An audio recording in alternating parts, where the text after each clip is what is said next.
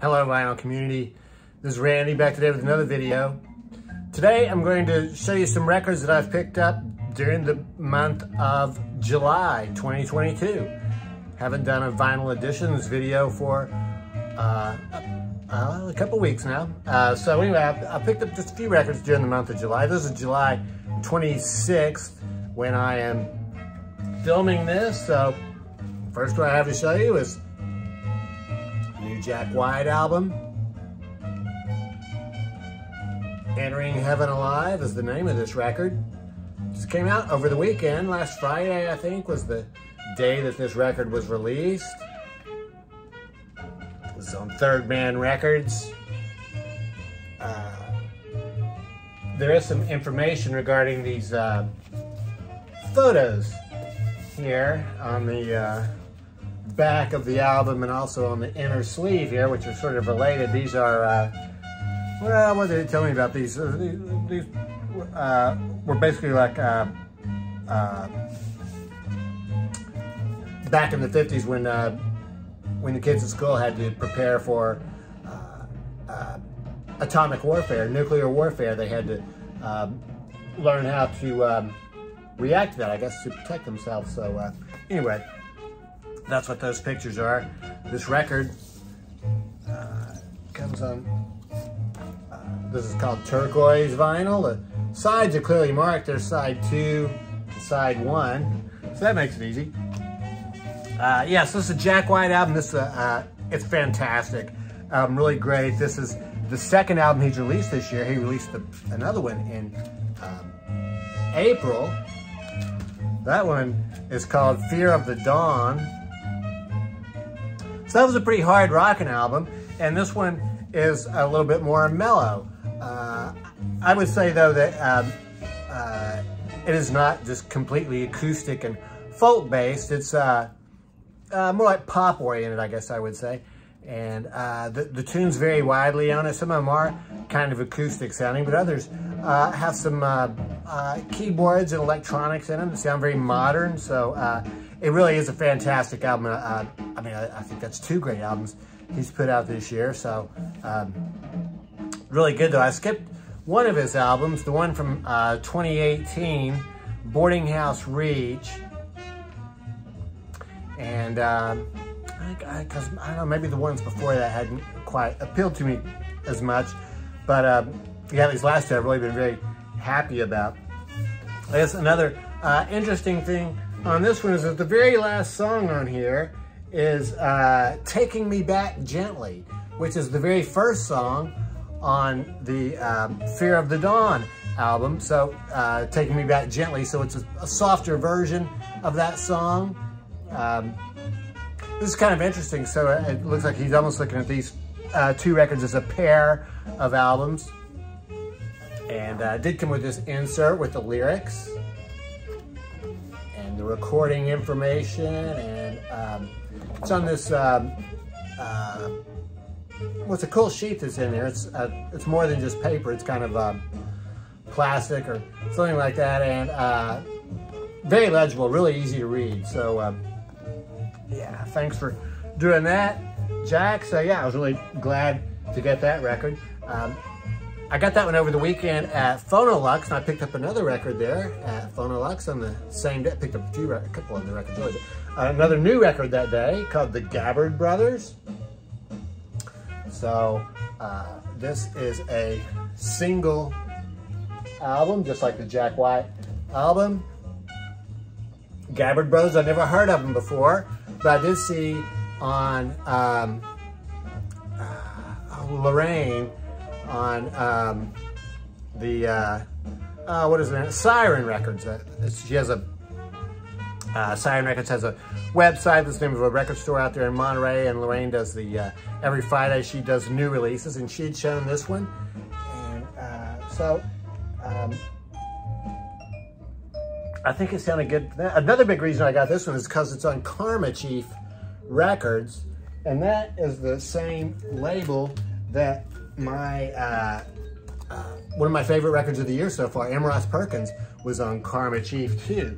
So Karma Chief is, I guess, it's sort of a subsidiary of Coal Mine Records, up there. So Coal Mine Records, put out by Plaid Room Records, I think, in Ohio. And I guess the Coal Mine Records are sort of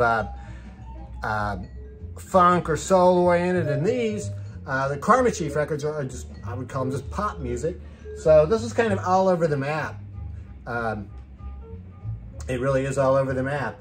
Some of it is sort of country rock sounding, a little bit acoustic. A lot of it's just much more pop oriented and really engaging, really pleasant to listen to. I was doing a little bit, I looked at their Bandcamp site, and it turns out that the two Gabbard Brothers are also touring with the Black Keys. This summer they're playing guitar and bass with the Black Keys. And so they had been in some, another band previous to this one, is a band that I hadn't heard of. But yeah, Karma Chief Records, that's on black vinyl. So yeah, very enjoyable, really liking that one a lot too. So yeah, very glad I got that one. Music we've been hearing in the background, I picked this up that same day at Phonolux, found this one in the used bin. Very happy to find that one. This one, Shelly Manne and his men play Peter Gunn. So Shelly Manne, a drummer from the West Coast, had his own club out there in Los Angeles, the Manhole, and I guess his combo that played there, Shelly Manne and his men. So Peter Gunn was a TV show, I think from the late 50s or early 60s on American television. And, you know, if you're asking yourself, gosh, didn't you already have that music? Well, I did. I have it on the Henry Mancini original music from Peter Gunn. And then he actually also did a follow-up, more music from Peter Gunn. But this is good to hear because, well, these are different interpretations by Shelly Manne. I wanted to point out too, this shows some pictures on the back, and Shelly Manne is actually pictured here on the back of this Peter Gunn album. One of the songs on here is called My Man Shelly. So I think Shelly Manne must have worked with Henry Mancini maybe when he was recording these. So anyway, I was glad to get that one. Picked up another soundtrack there. No, I didn't get this. I got this from an online vendor. Charade. It's a Henry Mancini soundtrack. So this is a movie from, I think, about the mid-50s with Cary Grant and Audrey Hepburn. An unusual thing about this one for me is I've actually never seen this movie. I just saw the vendor had this one for sale, and I really like Henry Mancini's soundtracks. And I just decided to go ahead and order it, and sounds really good. So now I want to see the movie. I think it's available on YouTube, so I'm probably gonna rent it here before long. So good picture of Henry Mancini there on the back. So you would maybe recognize the Charade song if you heard it, the theme song.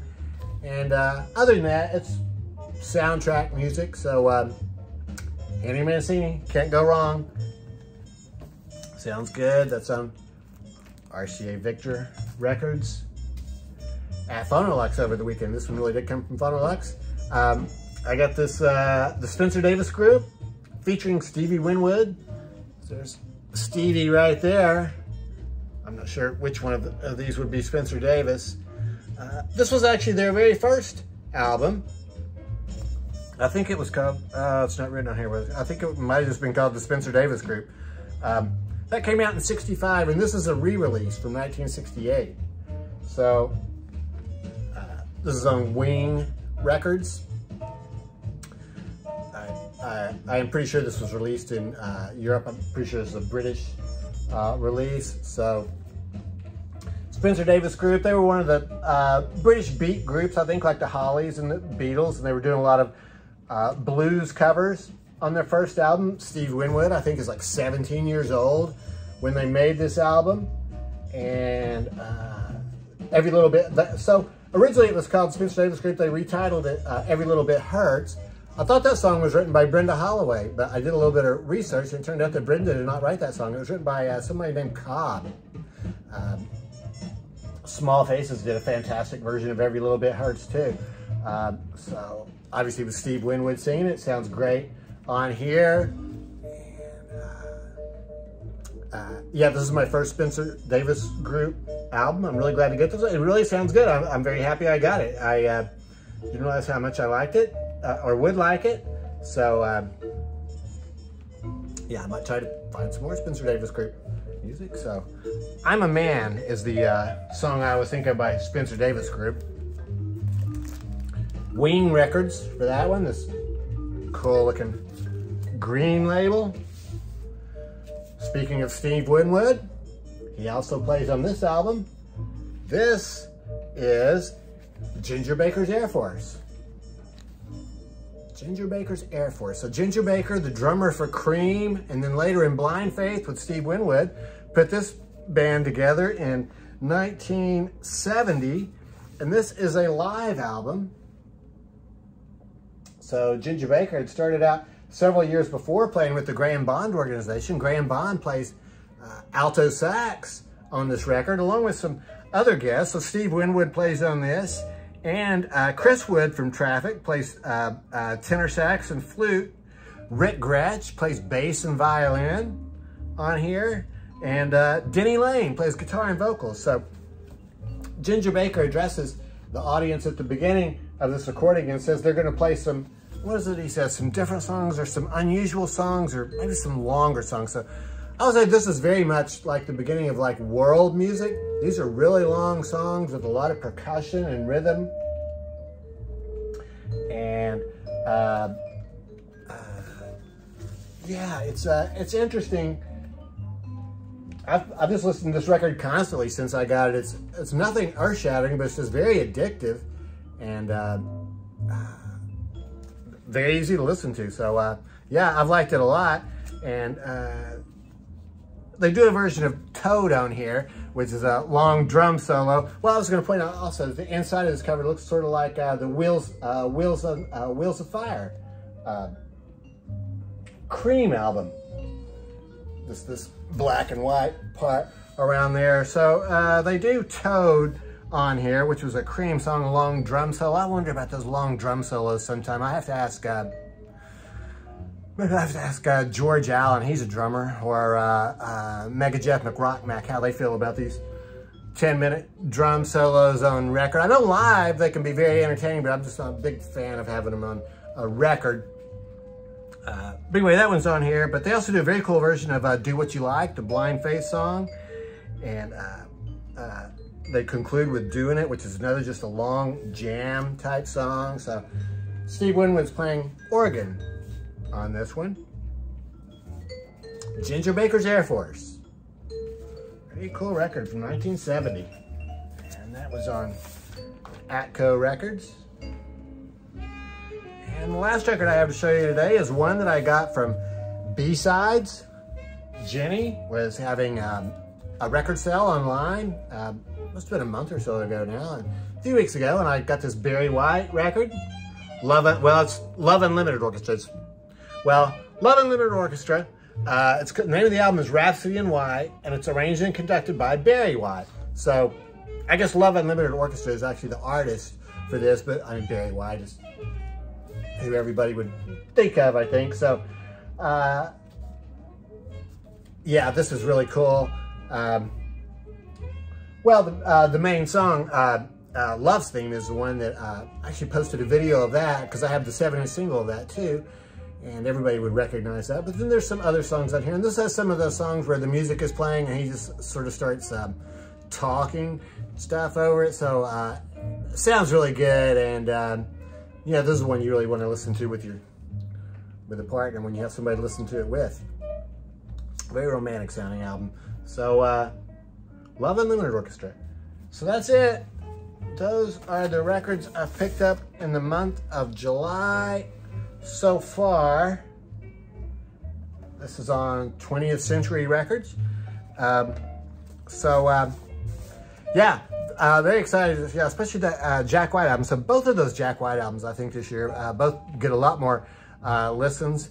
And then the Gabbard Brothers too, sounds really good. So yeah, very happy about all these. So let me know what you think. And yeah, hope everybody's doing well. Thanks very much for watching.